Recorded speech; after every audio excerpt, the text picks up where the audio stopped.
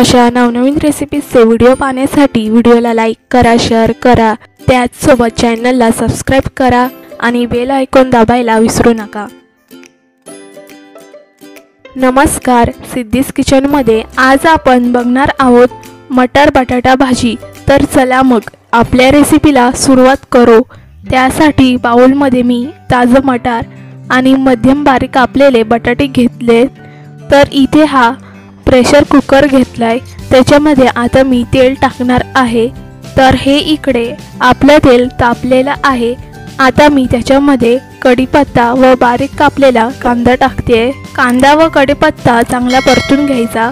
कांद्याचा रंग थोडा बदलला की मग त्याच्यामध्ये टोमॅटो टाकायचा। कांद्याचा थोडा लालसर रंग व्हायला पाहिजे। ह्याच्यानंतर मग त्याच्यामध्ये टोमॅटो टाकायचा। आता हा रंग बदललेला आहे, तेव्हा आता ह्याच्यामध्ये टोमॅटो टाकायचा। टोमॅटोही चांगला परतून घ्यायचा। तेल सुटेपर्यंत टोमॅटो परतून घेऊयात। गॅस हाय फ्लेमवर ठेवूया, म्हणजे टोमॅटो चांगला मऊ होईल। टोमॅटोला आता तेल सुटलंय। आता ह्याच्यामध्ये हिंग, हळद, गरम मसाला, लाल तिखट हे मसाले टाकून ढवळून घेऊ। ढवळून घेत असताना ह्यात ताजा मटार आणि बटाटे घालू।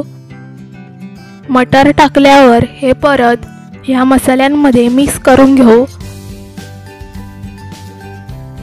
ढवळून झाल्यावर त्याच्यामध्ये पाणी ओतायचं। तुम्हाला जेवढी भाजी जाड पातळ हवी असेल त्या अंदाजाने तुम्ही याच्यामध्ये पाणी टाकू शकता। आणि आता त्याच्यामध्ये मी घालणार आहे वाटण। हे ओल्या खोबऱ्याचं वाटण तयार केलेलं आहे।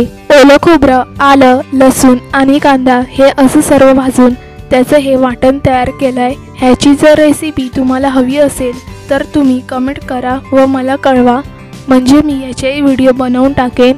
आणि आता सगळ्यात शेवटी याच्यामध्ये मीठ टाकायचं आहे।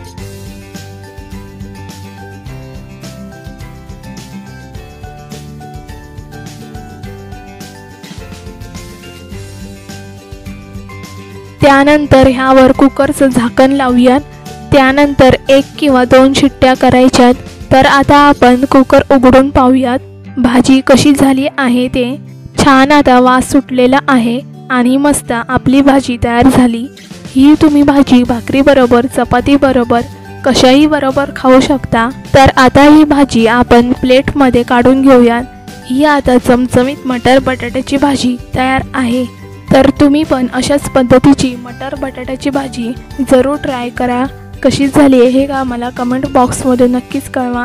व्हिडिओ आवडला तर व्हिडिओला लाईक करा, शेअर करा, तसेच आमच्या चॅनलला सबस्क्राइब करा।